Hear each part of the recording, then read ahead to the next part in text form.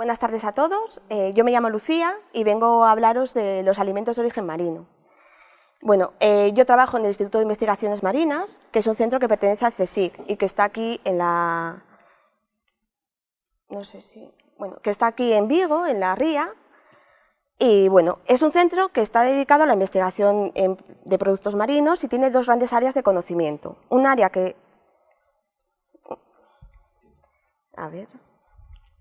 dedicada a los recursos naturales, a la investigación de los recursos naturales, y un área, y un área dedicada a la ciencia de la tecnología de los alimentos, en la cual está el Departamento de Química de Productos Marinos, que es el departamento en el que yo estoy realizando mi tesis doctoral.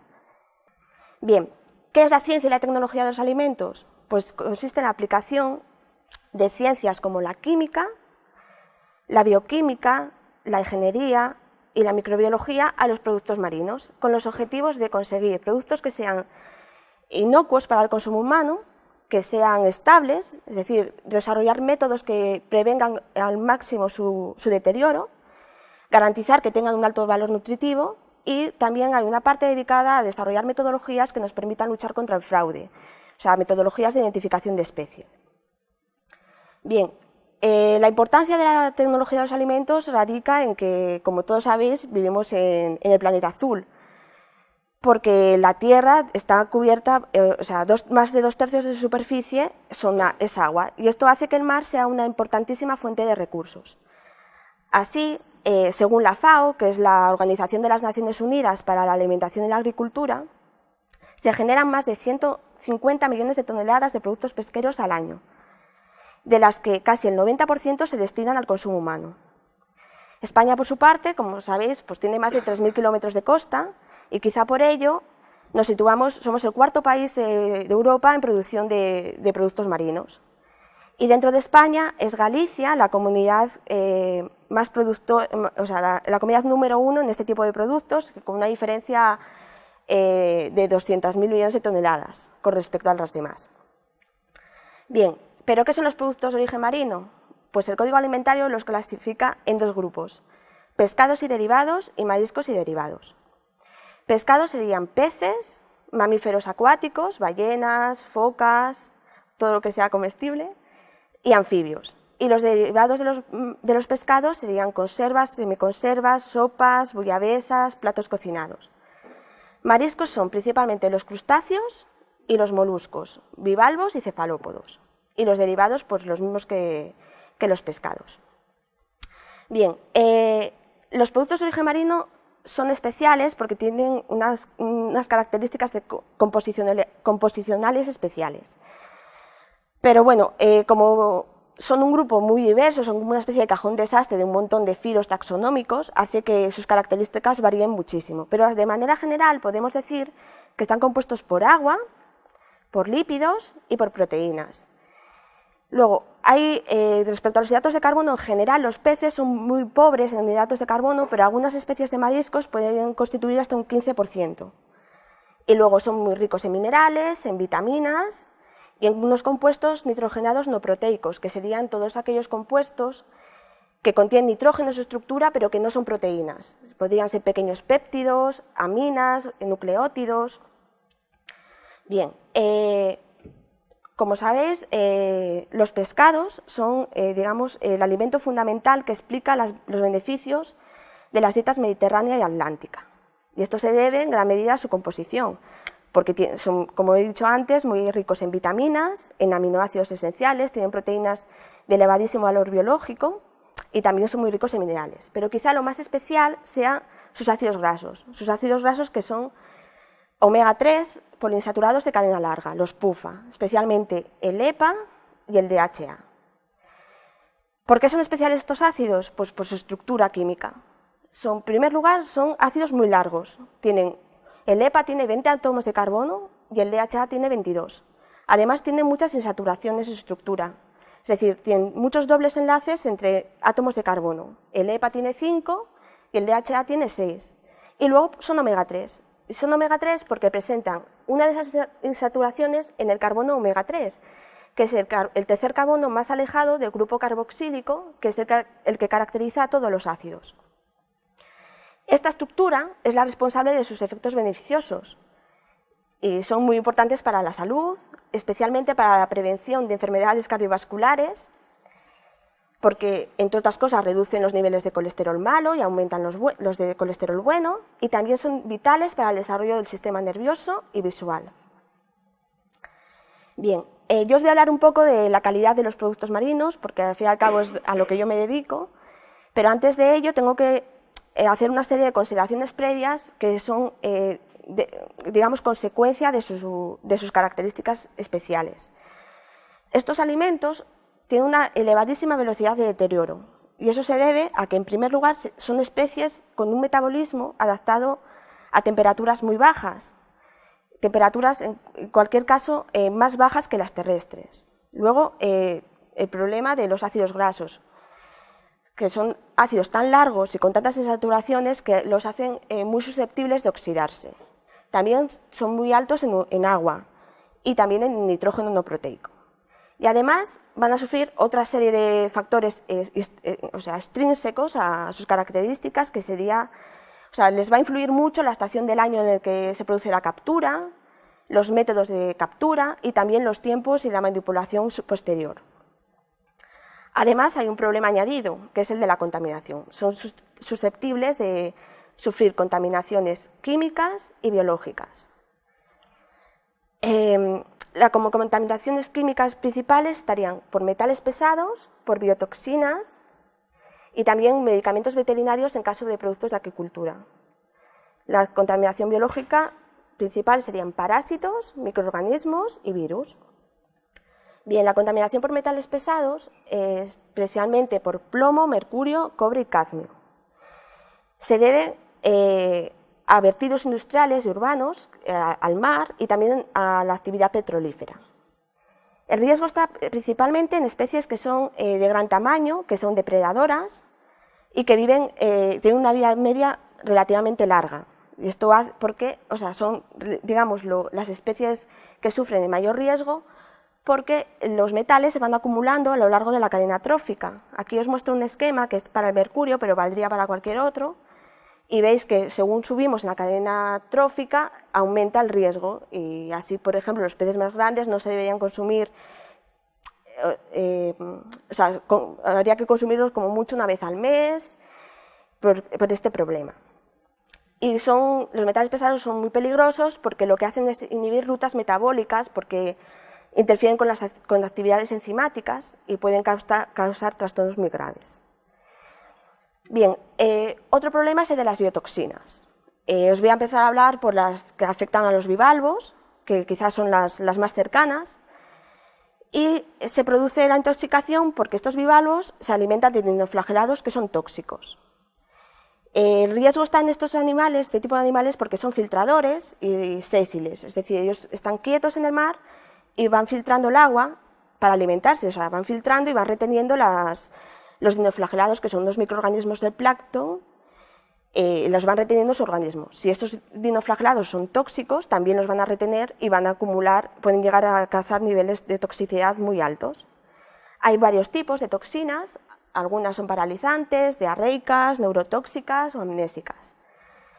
Y cuando se producen los afloramientos de estos dinoflagelados, esto se llama marea roja, que eso supongo que lo habréis oído, y en estos casos está prohibido recoger este tipo de animales. Bien, otro tipo de biotoxina es la ciguatera. Bueno, realmente esta no creo que os suene porque solamente afecta a peces tropicales, pero me pareció importante porque aquí el peligro está en el consumo del pez. Y bueno, como veis, afecta más que nada al hemisferio sur, estos serían los peces, y bueno, provoca trastornos gastrointestinales y neurológicos y cardiovasculares. Otro tipo sería la de los peces globo. En este caso, la intoxicación se debe al consumo de peces globo que son tóxicos ellos mismos, no es porque consuman nada tóxico, ellos mismos generan la toxicidad. Hay muchos tipos de especies diferentes responsables de la toxicidad y no todas son iguales. Y esta toxina es extremadamente letal y tiene un efecto rapidísimo. A los 15 minutos ya empiezan a aparecer los síntomas y puede producirse la muerte entre las 6 y las 24 horas posteriores a su ingestión. Y por último, las escombrotoxinas. Este tipo de intoxicación se debe, digamos, a sustancias que se generan de manera natural en el pez una vez que éste ha muerto. Pero en ciertas especies, como atunes, debido a esas alteraciones bacterianas y a una temperatura excesiva, normalmente consecuencia de un mal manejo, se pueden alcanzar niveles elevados de histamina que causan este envenenamiento. No solamente es la histamina, también la saurina, la cadaverina, la putrescina, que bueno, veis que tienen unos nombres bastante indicativos. Y bueno, lo que causan son trastornos gastrointestinales, neurológicos y cutáneos. ¿Qué tipo de contaminación biológica puede haber en los productos marinos? Pues los parásitos, el anisakis, virus como el de la hepatitis A, y salmonelas, clostridium, vibrios. Bueno, os voy a hablar un poco del anisakis porque este sí que está muy de moda, sale muchas veces en la tele. Bueno, este sería el ciclo de vida normal del anisakis en el mar. O sea, los huevos del parásito se desarrollan en las heces de los grandes mamíferos, alcanzan 3 estados larvarios, luego eclosionan y de ahí salen unas larvas que nadan por el mar. Estas larvas pueden ser consumidas por pequeños crustáceos, que son sus hospedadores primarios, intermedios. Estos crustáceos son comidos por peces y cefalópodos, que se convierten en hospedadores secundarios, y estos peces, cuando son consumidos por los grandes mamíferos marinos, que son el hospedador definitivo del parásito, el parásito pasa a estado adulto y completa el ciclo. ¿Dónde entramos los humanos? Pues cuando comemos peces y cefalópodos que están contaminados, o sea, que están infectados por el parásito. Nos convertimos en hospedadores accidentales. En nuestro cuerpo causan una enfermedad que se llama anisakiasis o anisakidosis. Y se produce cuando comemos el parásito vivo. En el ser humano lo que nos puede hacer es que se puede enquistar en las paredes del estómago y de los intestinos y provocar dolores abdominales, náuseas, vómitos y diarreas. Y bueno, de manera natural, si no hay ninguna complicación, digamos, se acaba eliminando a las 3 semanas más o menos de producirse la infección. Lo bueno es que es muy fácil evitarlo si se congelan los productos o se cuecen, y así no nos ponemos enfermos. Y luego hay otro problema que quizá no es tan famoso, producido por el parásito, que es el problema de las alergias. Es más, muchas alergias al pescado realmente no son alergias al pescado, sino alergias al parásito. Y en este caso da igual que esté vivo o que esté muerto. Bueno, aquí os muestro unas imágenes de peces, las 2 primeras totalmente infectados por larvas de anisakis, por los gusanillos del parásito. Y bueno, os quería mostrar que a veces incluso en pescados que ya han sido procesados, limpiados, también se pueden encontrar este tipo de parásito, y por eso hay que tener cuidado. Bueno, y aquí os quería, después de hablaros de tanta contaminación, os quería decir que debéis comer pescado para manteneros sanos, que los beneficios son muy superiores a los riesgos, que realmente son muy reducidos, y que además hay mucha ciencia, digamos, hay un sistema de control de calidad muy estricto que evita que realmente sean productos de riesgo. Bien, ¿qué sistemas de control de calidad? Bueno, pues el control de calidad tiene dos enfoques. Primero, tiene que asegurar la frescura de los alimentos, y también tiene que asegurar la calidad biológica. Para asegurar la frescura podemos emplear análisis sensoriales, químicos, microbiológicos y físicos.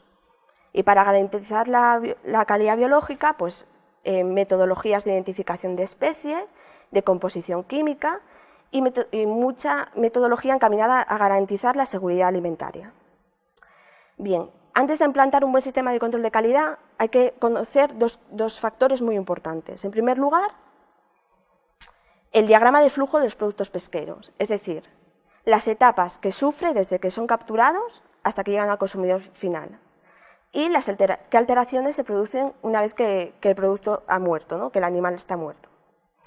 Bien, aquí os muestro un diagrama muy general de los productos pesqueros, pero bueno, realmente cada empresa, o sea, cada producto pesquero tiene un diagrama de flujo propio, que es muy importante porque permite la detección de los puntos críticos Y así, si se produce un problema, se puede atajar ese problema donde se produce y no hay que esperar, digamos, al producto final.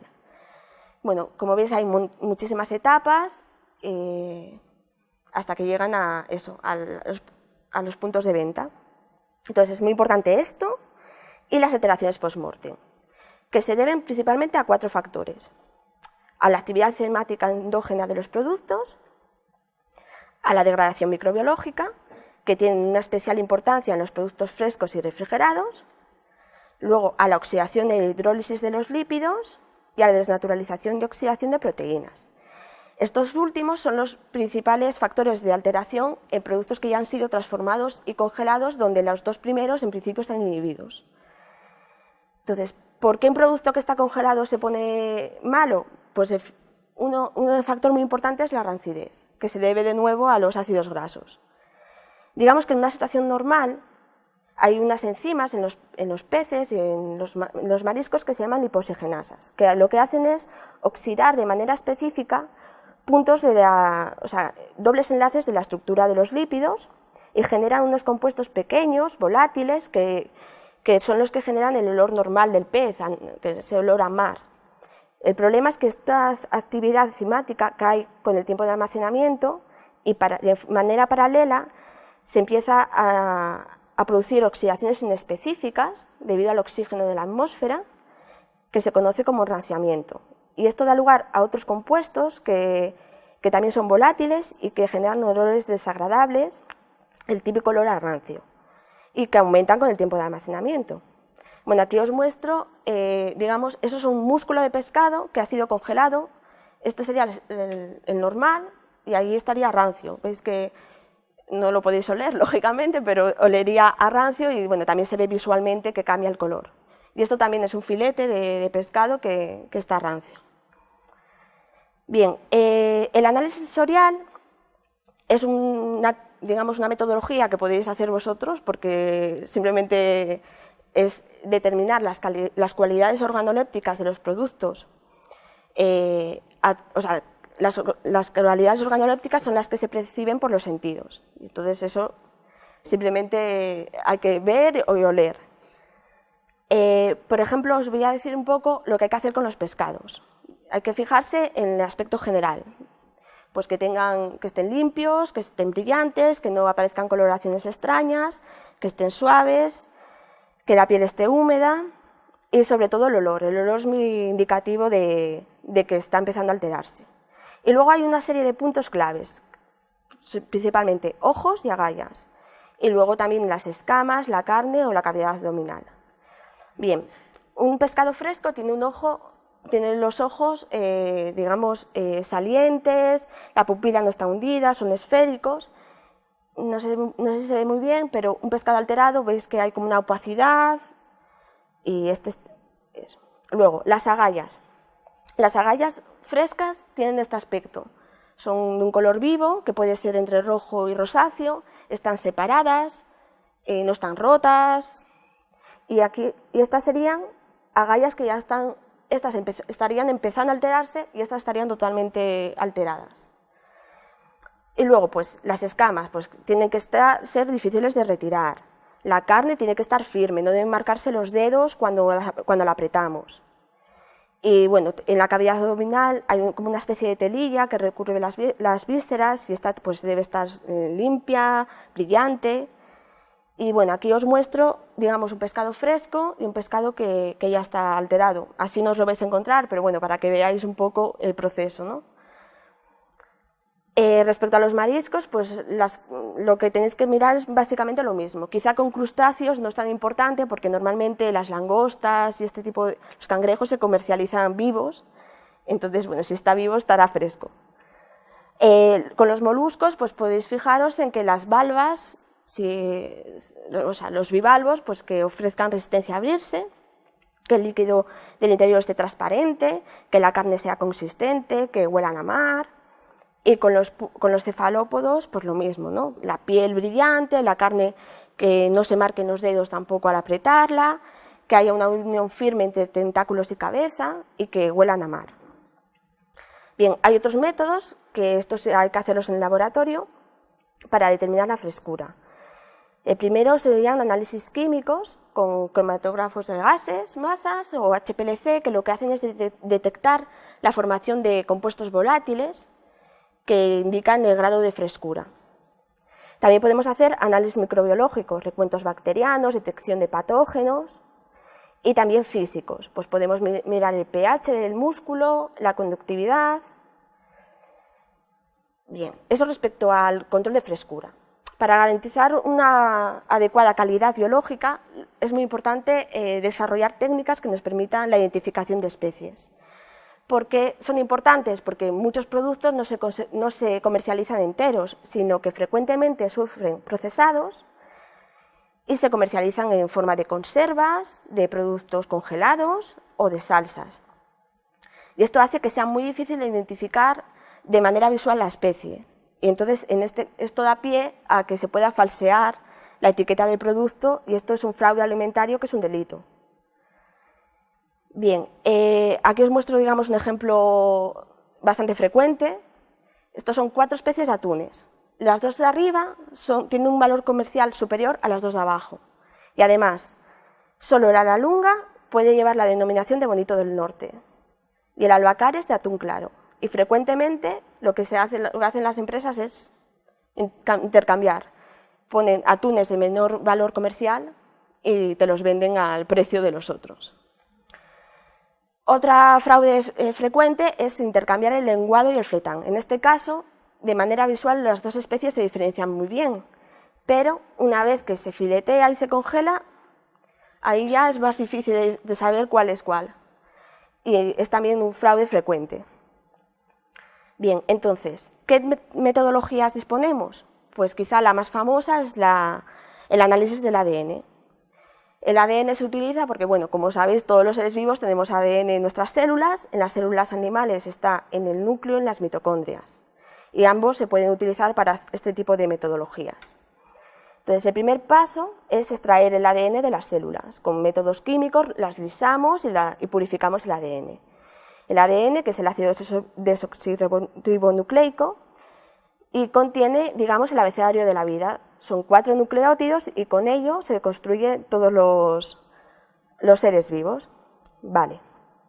Entonces, una vez que tenemos extraído el ADN, lo que hacemos es la reacción en cadena de la polimerasa, que nos va a permitir partir de cantidades extremadamente pequeñas, porque esta reacción lo que va a hacer es amplificar muchísimo una secuencia que nosotros queramos analizar. Entonces, lo primero es seleccionar un fragmento pequeño de ADN que presente mucha variabilidad entre especies.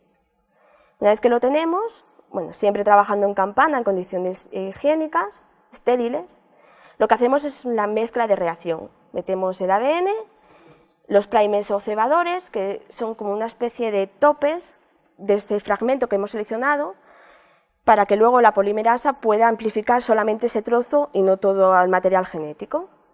Luego van al termociclador y ahí, con una serie de combinaciones de temperatura, la polimerasa lo que va a hacer es amplificar la secuencia seleccionada.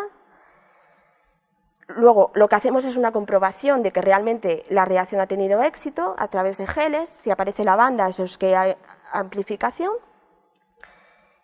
Y después lo que se hace es analizar la secuencia, o sea, obtener la secuencia de nucleótidos. Y se hace con secuenciadores automáticos que lo que hacen es detectar, o sea, realmente lo que se hace es, cada nucleótido se marca con un color, y entonces él detecta esos colores, y crea una especie de diagramas, de fluorogramas realmente, y cada pico tiene un color que se corresponde con un nucleótido. Entonces así podemos obtener una secuencia y hacer un tratamiento bioinformático que se basa en hacer como utiliza árboles filogenéticos con secuencias, con una base de datos de secuencias, nosotros metemos la nuestra y va haciendo macheos, va emparejando y así puede llegar a concluir de qué especie se trata. Bien, existen otras técnicas de análisis de especie que serían las basadas en las proteínas. No son tan famosas y todavía está quizá un poco empezando este tipo de determinaciones. Y bueno, se basan en la idea de, digamos, se parte del dogma central de la biología molecular, es decir, un gen, una proteína. Entonces, con esto nos basamos pasamos de un abecedario que tenía solamente 4 letras a uno que tiene 20. Entonces, o sea, 20 que son los 20 aminoácidos que constituyen las proteínas. Si había especificidad a nivel de ADN, habrá especificidad a nivel de proteína. Bien, la traducción se hace a través del código genético, que como sabéis, pues 3 nucleótidos es un codón y eso se traduce en un aminoácido. El procedimiento es similar. Cogemos, digamos, partimos de una especie, digamos, de un producto que queremos identificar, extraemos las proteínas y hacemos geles también. En este caso lo que hacemos son perfiles proteicos. Ponemos nuestra especie patrón, nuestra especie problema, y la vamos comparando con otros perfiles que nosotros conocemos. Si detectamos cada bandita sería una proteína. Cuando detectamos alguna proteína diferente, la recortamos del gel, utilizamos una enzima que se llama tripsina para cortarla en trocitos más pequeños, identificamos su secuencia por espectrometría de masas. Y así obtenemos unos cromatogramas, estos son pesos moleculares, y a partir del análisis de estos cromatogramas podemos obtener la secuencia de aminoácidos.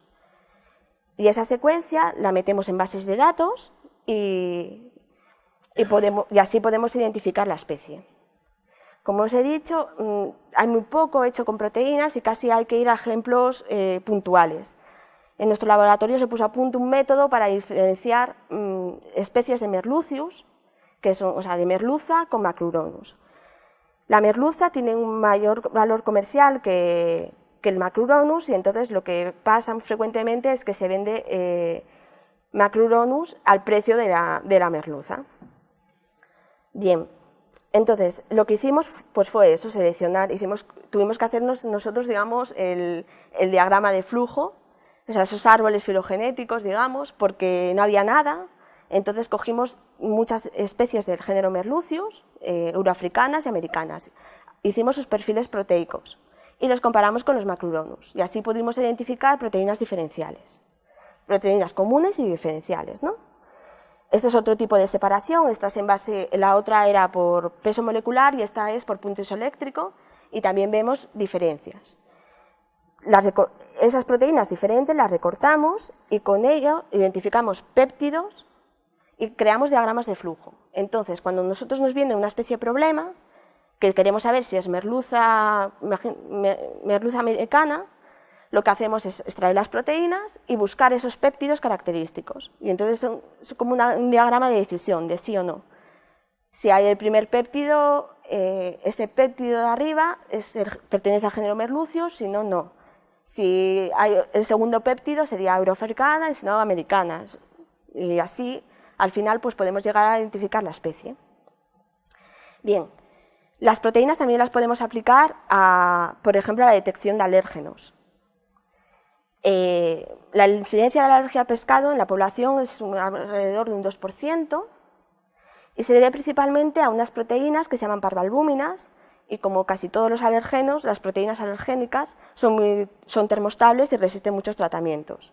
Entonces, a través de análisis de ese estilo, pues podemos detectar la presencia de estas parvalbúminas en alimentos que ya han sido procesados y precocinados, cosa que no podríamos hacer con el ADN, por ejemplo.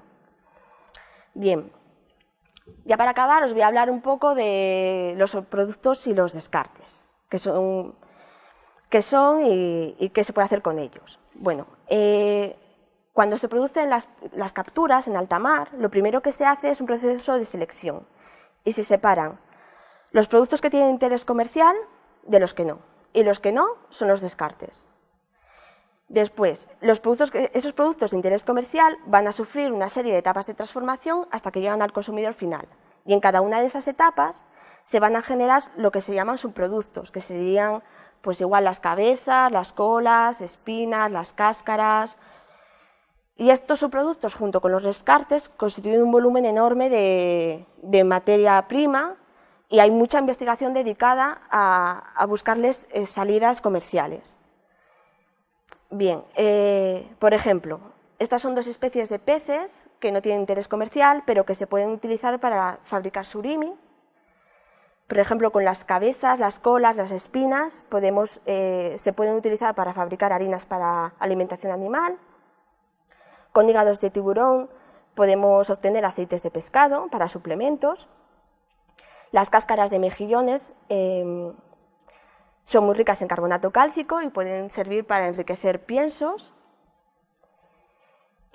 Crustáceos que son descartes, las plumas de los calamares y las cáscaras de los langostinos, las cabezas, valen para obtener quitina, y con la quitina se pueden fabricar lentillas, fortalecedores de uñas y también apósitos, prótesis. El quitosano, que es una sustancia que tiene propiedades antimicrobianas y adelgazantes, y también se puede utilizar para sintetizar pigmentos. Con las pieles de tiburones, que son muy ricas, se puede obtener colágeno para cremas y este tipo de productos. Y ya está. Muchas gracias.